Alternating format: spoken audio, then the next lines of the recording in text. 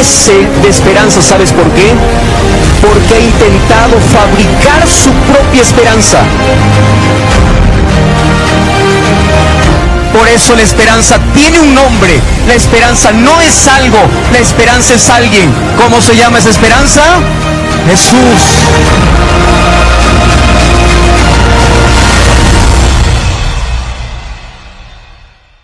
Vamos a orar en este momento. Oramos.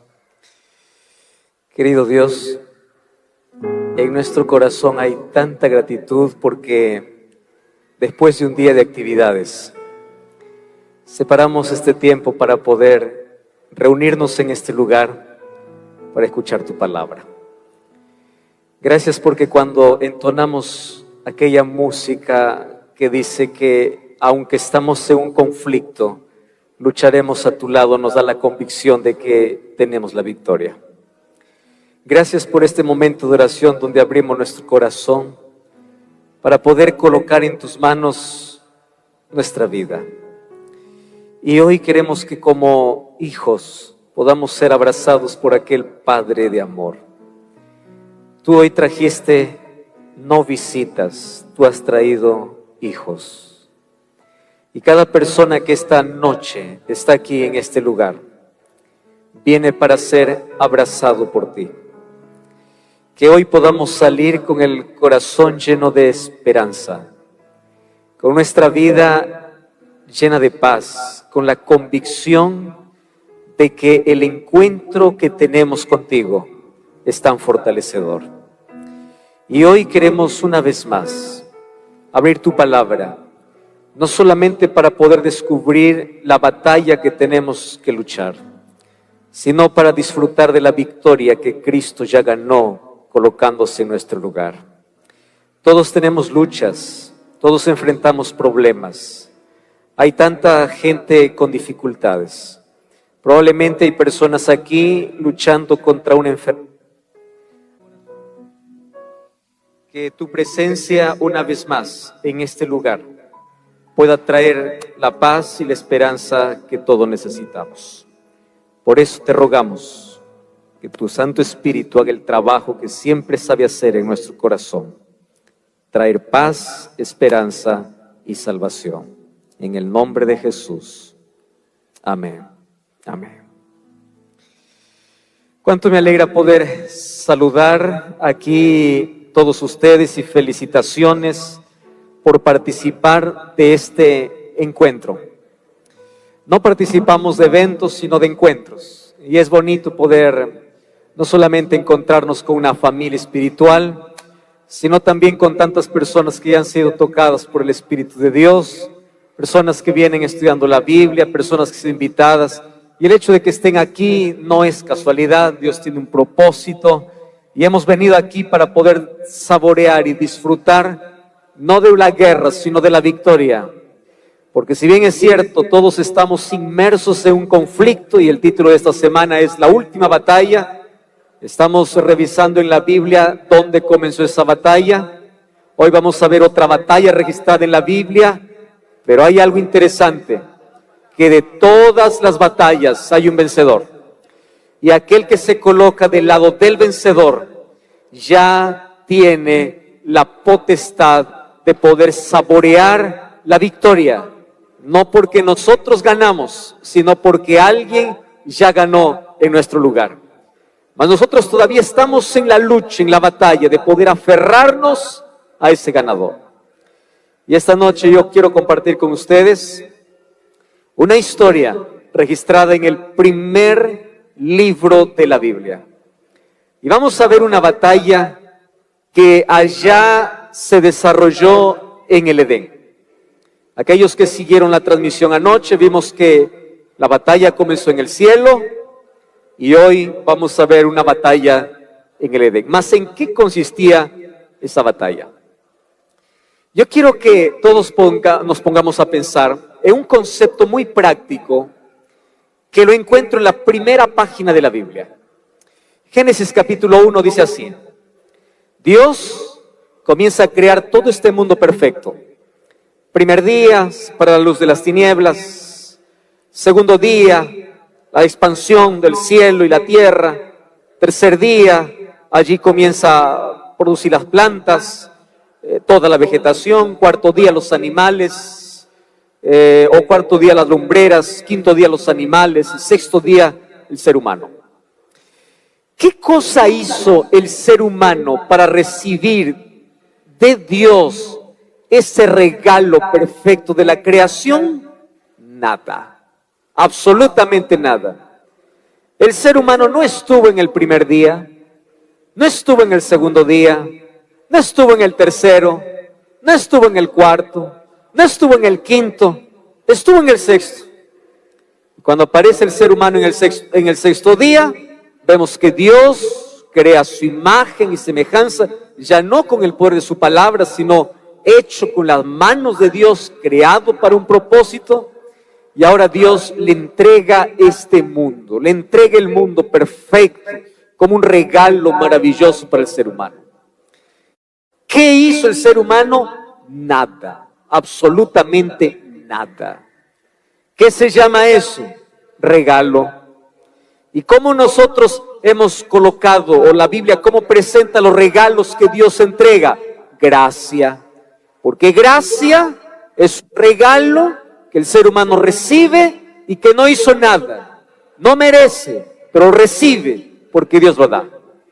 Entonces el ser humano recibió como regalo, por gracia, el dominio, recibió el mundo perfecto para que él pueda habitar, ser feliz y con la posibilidad de poder vivir para siempre. Pero hay un asunto interesante que necesitamos entender. La gracia, cuando es dada, necesita una respuesta. Y si nosotros entendemos eso, vamos a entender qué significa realmente gracia.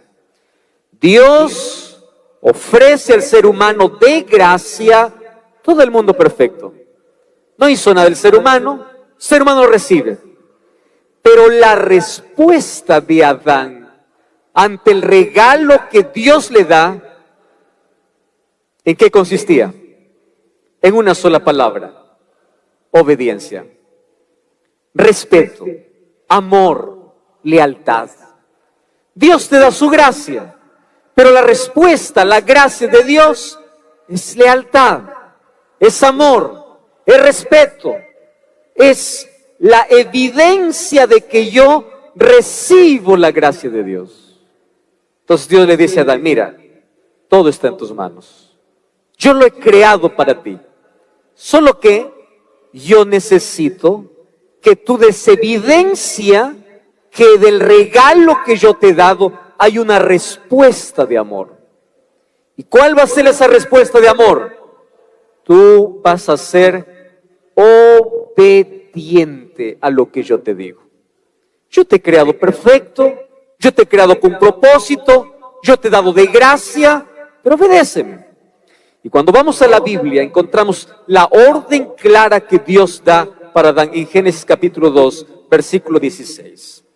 Dice así: mandó Jehová Dios al hombre diciendo: de todo árbol del huerto podrás comer, mas del árbol de la ciencia, del bien y del mal, no comerás. Porque el día que de él comieres, ciertamente morirás. La orden de Dios es clara.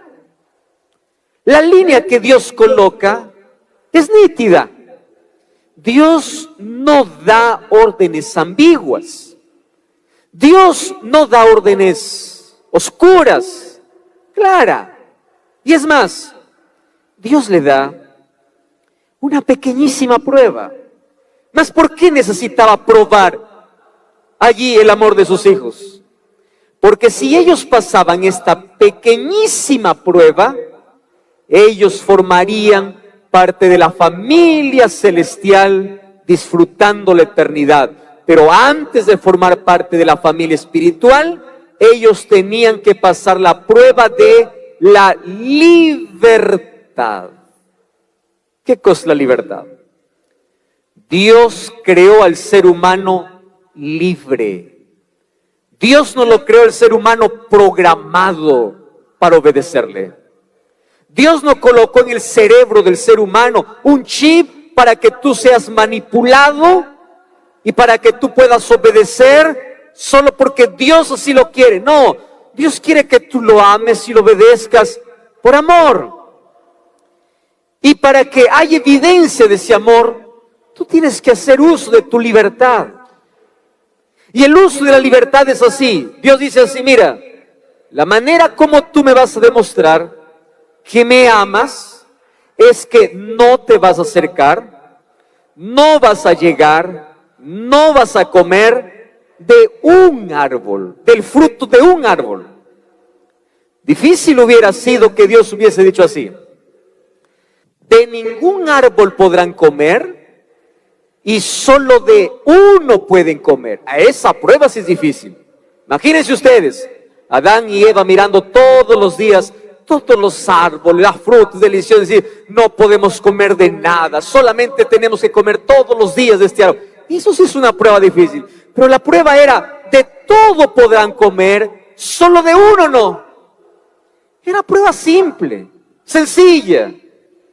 Y aquí viene la primera aplicación de esta historia. Por eso es que al hablar de batalla, estamos hablando de cómo el ser humano enfrenta las situaciones de la vida, incluyendo las órdenes de Dios, y él tiene que hacer uso de su voluntad para obedecer. ¿Qué cosa es el ser humano? Ellos fueron advertidos así: el día que comes vas a morir. La orden es clara: no te acerques. La advertencia está dada. Pero ¿qué cosa es el ser humano? El ser humano siempre arriesga y siempre desafía los nos de Dios. Y yo quiero en este momento dedicar unos minutos para decir lo siguiente. Cada vez que tú en la palabra de Dios encuentres que Dios te dice no, es porque te ama. Detrás de cada no de Dios hay una bendición para tu vida. Detrás de cada no de Dios hay una promesa para ti. Detrás de cada no de Dios hay un deseo de Dios. Yo sí quiero verte feliz. Cuando Dios te dice no, detrás de ese no está: yo sí quiero verte feliz. Yo no quiero verte sufrir. Yo no quiero verte en la amargura. Yo no quiero verte en la desgracia. Pero el ser humano lo interpreta mal. Dios dice no, el ser humano dice sí. Dios dice: no vayas a tal lugar. ¿Qué dice el ser humano? ¿Qué de malo tiene? Dios dice: no comas ciertos alimentos. El ser humano dice: pero es rico. Dios dice: no te cases en yugo desigual. Pero el ser humano dice: el amor todo lo puede. Dios dice no, y el ser humano siempre desafía los no de Dios, pensando que los no de Dios son prohibiciones de Dios. Pero quiero que entiendas, el no de Dios es protección para que no vayas por el camino de heridas, de desgracia. Los no de Dios son bendiciones. Por eso sus mandamientos siempre es no, no, no y no. Detrás de cada no está: sí quiero verte feliz, sí quiero verte con tu familia, sí quiero verte saludable, sí quiero verte con esperanza, sí quiero verte en paz, sí quiero verte salvo. Pero el ser humano desafía los no de Dios. ¿Cuántas veces tenemos que cargar una pesada cruz simplemente porque no hemos entendido que cuando Dios dice no, es no? Pero los seres humanos, ¿cómo nos gusta jugar con el riesgo? Y nos gusta cuestionar. ¿Y por qué no? ¿Y qué tal si me va bien? ¿Y qué tal si? Cuando el ser humano cuestiona los no de Dios, entra en el terreno peligroso de la muerte. Y aquí vemos a Eva. Eva fue advertida. Eva sabía que no debía acercarse. Eva sabía lo que no debía hacer. Pero ella, un día, separándose de su esposo, se acerca justamente al lugar que Dios había dicho no. ¿Tú estás entendiendo eso? La Biblia te protege, la palabra de Dios te protege. Y cuando Dios te dice no, es como tú como padre, le dices a tu hijo, no metas tu dedo en el enchufe que te vas a quemar. Y el niño puede pensar así, mi papá no me ama, porque yo sí quiero experimentar, ¿por qué no me deja experimentar? Y el papá dice, no quiero que sufras. ¿Cuántas veces Dios tiene que decirnos, no tomes ese árbol, no pruebes ese licor, no vayas por ese camino, no te cases con esa persona, no tomes esa decisión?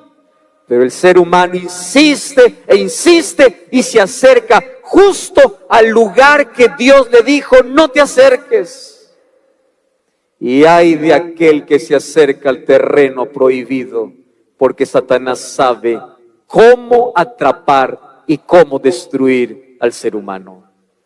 Primera cosa que quiero que entiendas, los no de Dios son para protegerte y detrás de cada no hay un yo quiero verte feliz. Número 2, Satanás, él no te tienta y él nunca te va a llevar a su terreno a jalones. ¿Me estás entendiendo? Satanás no te obliga. Tú solito te vas con tus pies. Tú solito te acercas. La curiosidad, el deseo, el querer conocer algo nuevo, el vacío que llevas dentro, el querer experimentar cosas, te vas acercando, te vas acercando, te vas acercando. Y Satanás solamente está esperando que tú te acerques. Eso es todo. Él no te jala, él no te obliga, solamente él tira el maíz y deja que la gallina pueda venir. Y cuando te colocas en su terreno, Satanás usa una estrategia, porque él sabe que está en guerra. Él sabe que está en una batalla. Y él sabe cómo destruir. Él sabe cómo arruinar un matrimonio. Él sabe cómo acabar la vida de un joven. Él sabe cómo destruir una persona. Él tiene estrategias y su estrategia no ha cambiado. La estrategia que usó en el jardín del Edén es la misma estrategia que el diablo usa hoy para destruir a miles de personas en el mundo. Y tú puedes preguntarte así, pastor, ¿y cuál estrategia que el diablo usa? Déjame entonces hoy decirte las 4 cosas que Satanás usa para destruir al ser humano. Pero después te voy a mostrar la solución para ese problema.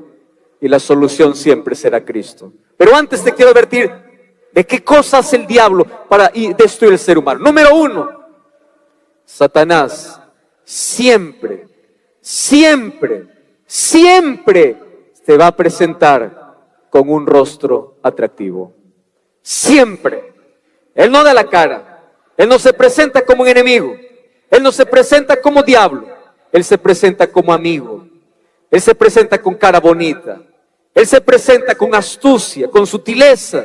Y cuando tú te acercas al terreno prohibido, Satanás primero se esconde y luego lo primero que va a hacer, ¿sabes qué cosa es?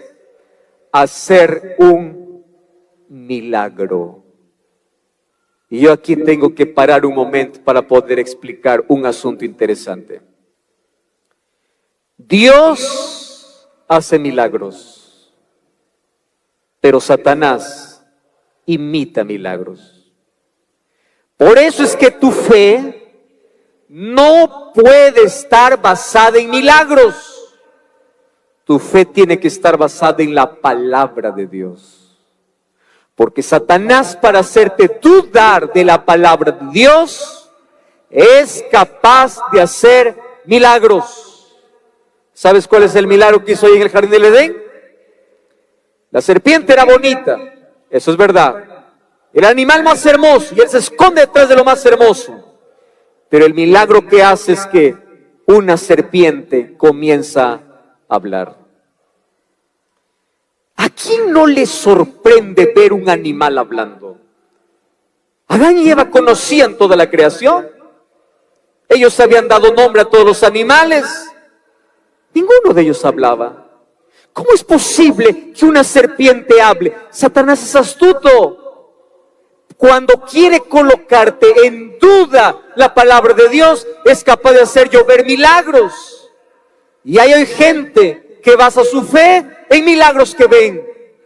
Hace algún tiempo una persona me decía: pastor, yo voy a cierto lugar porque ahí está la presencia de Dios. ¿Y por qué? Porque todos los días hay milagros. Mucho cuidado. La presencia de Dios está cuando la palabra de Dios se abre, cuando la Biblia se abre, cuando se ora, cuando se somete a Dios, no cuando hay milagros. Los milagros suceden cuando Dios quiere y como Él quiere, pero el milagro no es la evidencia de que Dios está. La serpiente estaba hablando y Dios no estaba en la serpiente. Estaba ocurriendo un milagro en el Edén y Dios no estaba haciendo ese milagro. El diablo también puede hacer milagros para hacerte desviar del camino correcto.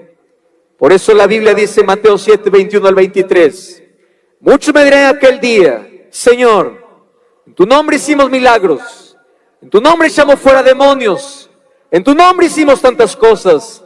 Pero yo les diré: no los conozco. ¿Por qué? Porque todo milagro que hicieron, toda vez que echaron demonios, solamente usaron mi nombre, pero yo no estaba allí.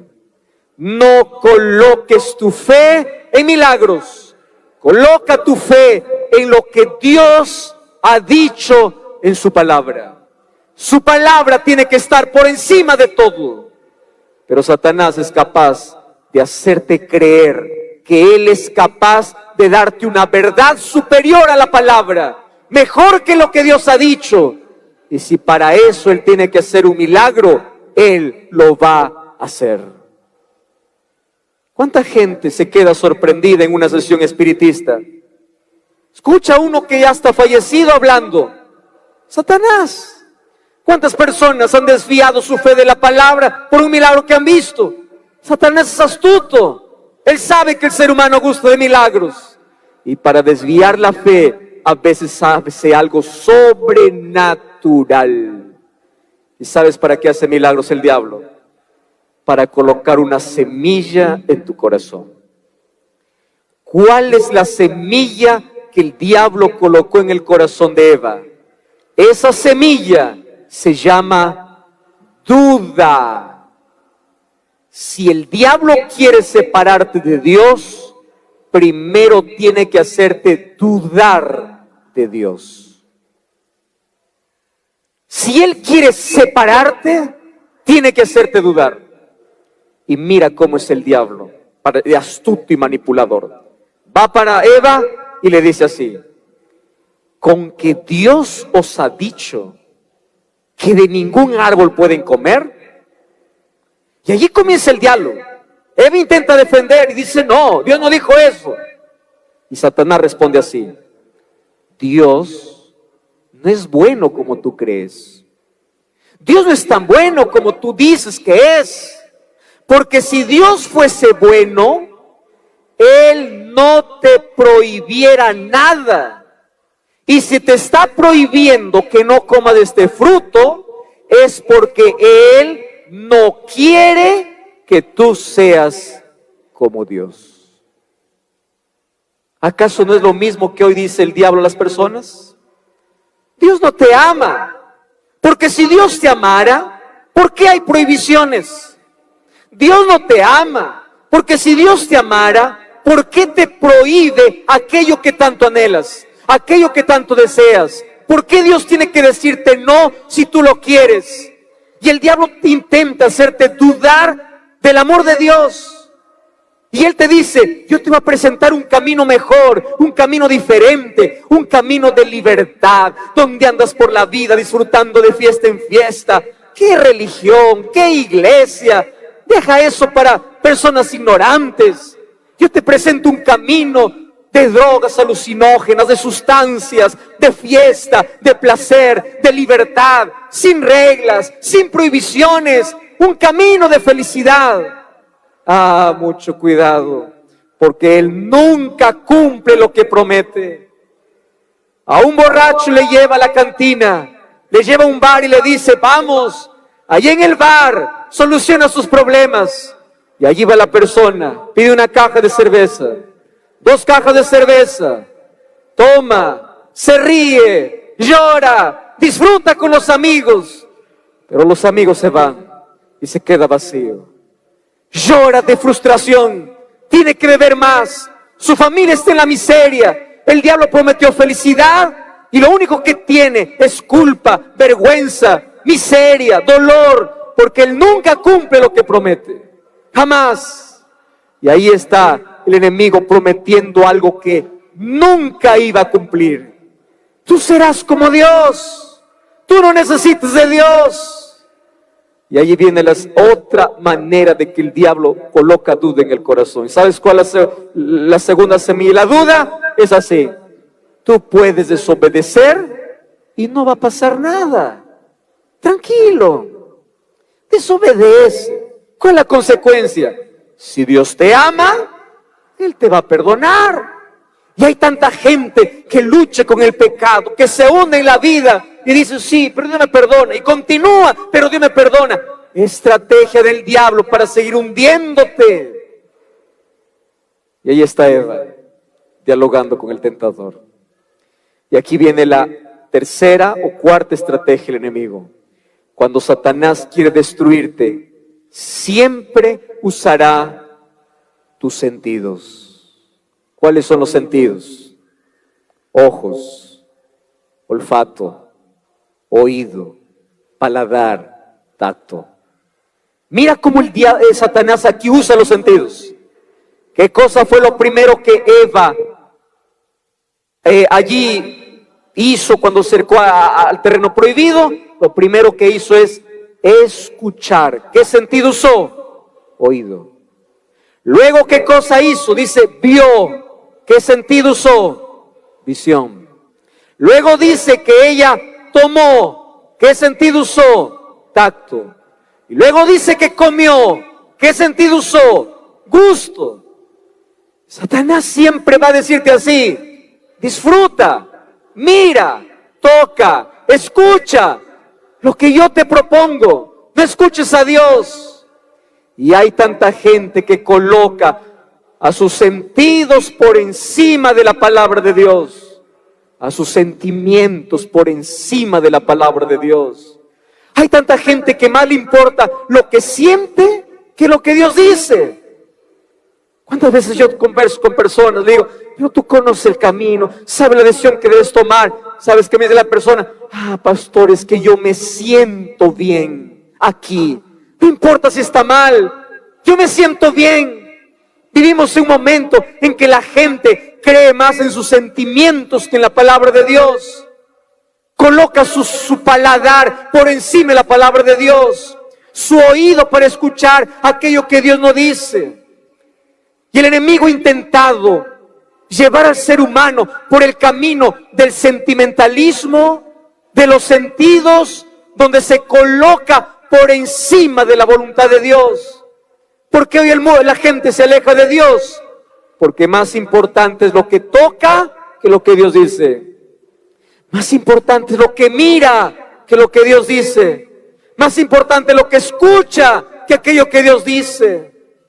Por eso es que hoy vivimos en un mundo de tanta tecnología, pero la tecnología ha llevado al ser humano a mirar lo que es prohibido, a escuchar lo que no debe, a hacer lo que no debe, porque coloca sus sentidos por encima de aquello que Dios dice no.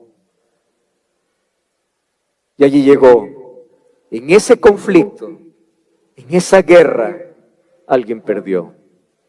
¿Quién perdió? Adán y Eva. ¿Y por qué perdieron? Por colocar sus sentidos por encima de la palabra de Dios. Por eso en esta noche yo te voy a decir una cosa interesante. Nunca coloques tus sentimientos por encima de lo que Dios te dice. Hay gente que dice así, pastor, yo me voy a entregar a Jesús cuando sienta que es el momento. Cuidado, los sentimientos son engañosos. Pastor, yo me voy a entregar a Jesús cuando sienta que estoy bien. Cuidado, no es lo que sientes, es lo que Dios dice, es lo que Dios pide. Dios no te pide que sientas, Dios te pide que creas. Y a veces creer tiene que colocarse por encima de aquello que nuestros sentimientos piden. Cuando cayó Adán y Eva en ese conflicto en el Edén, Adán y Eva perdieron. ¿Qué cosa perdieron? Todo. Perdieron el árbol de la vida, perdieron la inocencia, perdieron la ropa que Dios les había dado, perdieron el jardín perfecto, perdieron la eternidad, perdieron todo. Y Dios tenía 3 opciones. ¿Cuál era la primera opción que Dios tenía? Dios tenía la primera opción así: mirar a Adán y Eva con tristeza y amarlos y decirles así: hijitos, yo les avisé, yo les dije que no, ustedes dijeron que sí. Entonces, como yo dije que cuando ustedes coman van a morir, pues bueno, ustedes van a morir y ya está. Eso era la primera opción. Dios hubiese dicho así: ustedes desobedecieron, ustedes pecaron, ustedes mueren. Listo, está solucionado el problema. Esa es la primera opción. ¿Cuál es la segunda opción que Dios tenía? La segunda opción que Dios tenía era decir así: yo puse una ley, y la ley decía que no tenías que comer del fruto. Entonces, para solucionar el problema, yo voy a anular la ley. Porque si anulo la ley, ya no hay ofensa, ya no hay rebelión, ya no hay pecado. Entonces, al no haber ley, se soluciona el problema. Pero así no funcionan las cosas con Dios. Porque lo que Dios dice no se altera. La ley de Dios no se anula. Por eso había una tercera opción. ¿Y cuál era la tercera opción? Ustedes pecaron y ustedes merecen morir. Pero la tercera opción es que muerte va a haber. La ley se va a cumplir.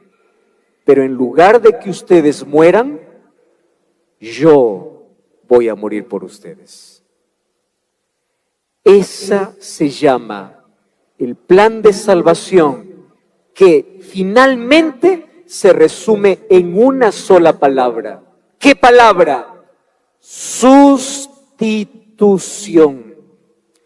Dios se colocó en el terreno de la muerte donde yo tenía que pasar. Dios sufrió el castigo que yo merecía pagar. Él pagó la culpa que yo merecía. Su ley no fue anulada. Adán y Eva no pagaron las consecuencias finales del pecado. Y vino Jesús y les devolvió la esperanza. ¿Y cuál es la esperanza? Allí en el capítulo 3, es interesante lo que dice allí en el capítulo 3, allí en el versículo 22, versículo 21, dice así: y Jehová Dios hizo al hombre y a su mujer túnicas de pieles y los vistió. ¿Qué cosa está diciendo aquí el texto bíblico? Adán y Eva merecían morir. Y ese día sí hubo muerte en el Edén. Pero no murieron Adán y Eva. Murió un cordero o 2 corderos en el lugar del pecador. 2 inocentes animales. Y mientras eran degollados esos 2 corderos, Adán y Eva entendieron lo grave de su transgresión. Porque aquellos corderos representaría a Jesús tomando su lugar, tomando su vergüenza, tomando su miseria, tomando su tragedia, tomando su pecado, para decir: tú mereces morir, pero yo lo voy a hacer por ti. Ese es el plan de salvación. Y en esta noche yo quiero decirte lo siguiente: ¿qué tiene que ver esto con mi vida? ¿Qué tiene que ver esa historia conmigo? 3 cosas tienes que entender. Número 1, todos estamos en un conflicto y todos tenemos un terreno que no debemos pisar, pero en algún momento de la vida hemos ido. Todos hemos caído, todos merecemos morir, pero alguien tomó nuestro lugar. Alguien tomó nuestro lugar. Alguien ya tenía un plan de salvación. Y antes que Cristo diga, haya luz, en la eternidad se dijo, haya cruz. La cruz sería el símbolo de mayor derrota y de la mayor victoria, donde Jesús tomaría nuestro lugar para poder salvarnos. Y sabes una cosa, allí comienza el plan de salvación. Solo que antes de la muerte de ese cordero, el plan de salvación comienza con una pregunta. ¿Y cuál es la pregunta de Jesús? Adán, ¿dónde estás? Y esta noche quiero decirte que la Biblia está llena de preguntas. Y cada vez que Dios pregunta, no es porque Dios no sabe la respuesta. Cada vez que Dios pregunta, es porque quiere que tú sepas cuál es tu condición. Adán, ¿dónde estás? ¿Qué cosa es lo que Dios pedía de Adán? ¿A qué distancia estás de mí? ¿Por qué te has escondido? ¿Por qué has huido? ¿Dónde estás? No es que yo no conozco dónde te escondes. El problema es que quiero que tú reconozcas dónde estás. Estás perdido. ¿Qué haces huyendo de mí? Intentando solucionar tus problemas con tus propias manos, cuando yo soy la solución. Y el plan de salvación comenzó con una pregunta, y el plan de salvación continúa con una pregunta. Raquel, ¿dónde estás? José, ¿dónde estás? ¿Qué haces acabando tu vida en un bar? ¿Qué haces acabando tu juventud en la droga? ¿Qué haces desperdiciando tu vida lejos de mí? ¿Dónde estás? Adán y Eva se escondieron detrás de una higuera, mas hoy el ser humano ha buscado otros escondites. Se esconde detrás de la duda, detrás de la incredulidad, detrás de la indiferencia. Hoy el ser humano se esconde detrás de una religión. Yo estoy bien, yo soy bueno, yo hago cosas buenas, pero rechaza a Jesús. ¿Sabes qué cosa es lo que me llena de tristeza? Que del capítulo 3 de Génesis voy al capítulo 3 de Apocalipsis. Y en el capítulo 3 de Apocalipsis encuentro la misma historia de Génesis, pero dicho de otra manera. En Génesis 3, cuando el hombre pecó, ¿cómo quedó? Desnudo. Y cuando voy a Apocalipsis 3, encuentro que el ser humano sigue desnudo. En Génesis 3, el pecado le volvió ciego a Adán y Eva. En Apocalipsis 3, vemos que el ser humano continúa ciego y necesita colirio para ver. En Génesis 3, vemos que el ser humano vendió todo lo que tenía por un poco de placer. En Apocalipsis 3, Dios le recomienda al ser humano que compre oro, que significa la fe y el amor. ¿Qué cosas? ¿Cuál es el problema? El problema sigue, pero la solución es la misma. ¿Cuál es la solución? Para Adán y Eva la solución era Jesús, era el Cordero que murió en su lugar. Y el problema que está en Apocalipsis 3, la solución es Jesús, solo que Jesús está fuera de la puerta del corazón. Por eso Apocalipsis 3:20 concluye diciendo, he aquí yo estoy a la puerta y llamo.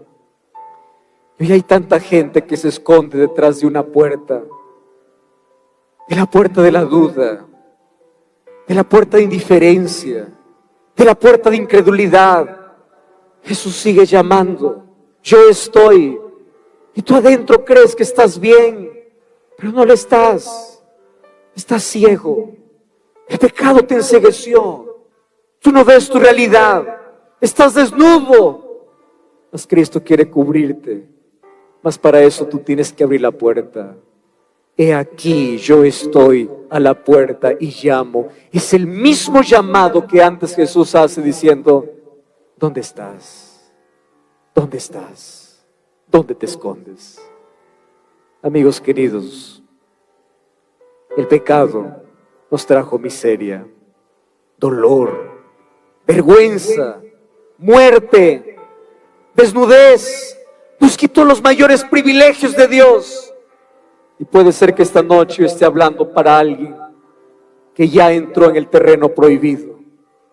Estoy hablando para alguien que está cargando la culpa que Adán y Eva cargaron, el miedo que Adán y Eva cargaron, y te escondes de Dios. Te estás escondiendo en un bar, te estás escondiendo detrás de un cigarrillo, te estás escondiendo detrás de una fiesta, te estás escondiendo detrás de algo que la vida te ofrece para intentar solucionar tu problema. Mas en el nombre de Dios te digo, la solución para tu problema no está en una sustancia, no está en un cigarrillo, no está en una fiesta. La solución para tu problema está en el Cordero, y ese Cordero es Jesucristo, a quien tú tienes que aceptar. Solo Él te puede llenar, solo Él te puede cubrir, solo Él te puede salvar. Deja de estar cargando tu culpa, tu vergüenza, tu miseria. Puede ser que hayas caído en el pecado, pero la gracia de Dios te restaura. La gracia de Dios te levanta. Y hoy, por la gracia de Dios, puedes volver a casa totalmente restaurado. No importa cuán bajo hayas caído, o no importa cuán lejos hayas ido, la gracia de Dios es mayor que tu pecado. No importa la herida que tengas, solo no rechaces la medicina que Dios te da. Porque finalmente la salvación no depende de lo que tú das para Dios, sino lo que Dios te ofrece para ti. Y esta noche Dios te ofrece la misma solución que dio para Adán y Eva, hoy te ofrece para tu vida. ¿Sabes qué cosa te ofrece Dios? Cubrir tu vida. No con hojas de higuera, sino con pieles de cordero. Hoy Jesús promete llenar tu vacío, no con placeres momentáneos, sino con su preciosa sangre. Hoy Jesús promete liberarte de la culpa, no con sustancias del mundo, sino con su poder. Hoy Jesús puede restaurar tu vida, mas hoy tú necesitas responder a la voz de Jesús que te dice: ¿dónde estás? ¿Dónde estás? Deja de esconderte de Dios y comienza a recibir por su gracia aquello que Dios tiene para ofrecerte hoy. Por eso, en el nombre de Jesús, en esta noche, yo te voy a hacer una invitación. Y esta invitación es para ti, que ya cruzaste la línea de lo prohibido, que ya cometiste errores en la vida, que ya probaste el fracaso, ya sabes que es la derrota, ya andaste en la miseria, ya te sientes desnudo y vacío por dentro. La voz de Jesús esta noche nuevamente se deja escuchar allí donde tú estás sentado y te dice: ¿dónde estás? ¿Dónde estás, José Luis? ¿Dónde está Roberto? ¿Dónde estás, Ana? ¿Dónde está Raquel? ¿Dónde estás, Juan? Deja de esconderte y ven, porque yo tengo la solución para tu problema. Yo quiero cubrirte con mi gracia. Yo quiero salvarte. Deja de esconderte. Y si esta noche tú quieres decirle: Señor, aquí estoy. Vengo con mi pasado. Vengo con mi culpa. Vengo con la vergüenza de mis errores. Esta noche, si tú dices: aquí estoy, Dios estará listo para cubrirte de su gracia. Por eso esta noche quiero preguntar: ¿quién será el primero, la primera persona que en el nombre de Dios, de allí donde está sentado, se levantará, dejando su hoja de higuera, dejando de esconderse detrás de la puerta, para decir a Jesús: aquí estoy, Señor, yo necesito de tu gracia, yo necesito de tu gracia? ¿Dónde está el primero que esta noche quiere aceptar esa gracia que Jesús ofrece? Ven aquí. Dios te bendiga. Dios te bendiga. ¿Dónde estás? José, Rodrigo, Raquel, María, Elena, Juan, Pablo, Luis. ¿Dónde estás? Ven, Esta es la noche donde tú puedes salir de aquí cubierto por la gracia de Jesús. Nadie se perderá por los pecados que haya cometido. El mundo se perderá porque habiendo encontrado la solución, rechazó la solución. Habiendo encontrado a Jesús, rechazó a Jesús. No permitas que el pecado siga hundiéndote en la vida. No permitas que la culpa siga acabando con tu vida. Ven esta noche en el nombre de Jesús. Pero ven, tú que estás allí arriba, tú que estás aquí en el centro, tú que estás aquí al otro lado. Ven, aproxímate. Voy a pedir que por favor vengan un poquito más adelante. Vengan ustedes aquí porque vamos a esperar a más personas. Jesús quiere darte una nueva vestidura. Jesús quiere abrir los ojos para que puedas ver un futuro diferente. Jesús quiere cargar la culpa que te está aplastando, la enfermedad que te está destruyendo, el dolor que te está acabando. Mas el mayor milagro que quiere hacer en ti es transformar tu corazón, es cambiar tu vida, es transformar tu historia. Pero no te escondas, no te quedes con la indiferencia, no te escondas detrás de un árbol, detrás de una religión, detrás de tus obras de bondad. No te escondas detrás de lo efímero, no te escondas detrás de lo que este mundo ofrece. Ven a Jesús esta noche, ven de donde estás. Qué lindo es poder ver aquí un grupo de personas aceptando a ese maravilloso Jesús. Mas esta noche quiero llamar una vez más a aquel que todavía está sentado. Ya probaste muchas cosas en la vida, ya hiciste tantas cosas que destruyeron tu vida. Es el momento de cambiar nuestra historia. Es el momento de correr a Jesús. Es el momento de parar de huir para poder refugiarnos en los brazos de Cristo. Por eso no te quedes allí. Con todo el amor del cielo, yo te invito a aceptar a ese Jesús que hoy te ofrece salvación. A ese Dios que hoy te promete una nueva vida. A ese Cristo que hoy quiere caminar contigo y quiere mostrarte un camino de victorias después de tantas derrotas que has tenido en la vida. Ven, este es el lugar de victoria.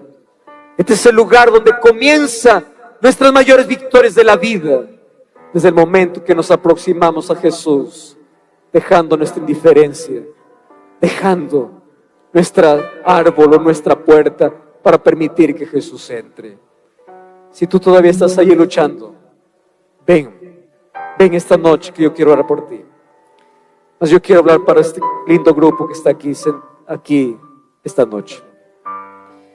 Queridos, Dios los trajo a este lugar porque Él quiere ofrecerles su gracia. Todos tenemos una historia que contar en la vida. Todos tenemos un pasado del cual probablemente nos avergonzamos. Todos cargamos algo que nos destruye. Mas esta noche, por la gracia de Dios, vamos a dejar todo en las manos de Dios. Esta noche vamos a salir con paz en el corazón. Esta noche vamos a salir con la seguridad de que Dios tiene el control de la vida y que somos cubiertos por su gracia.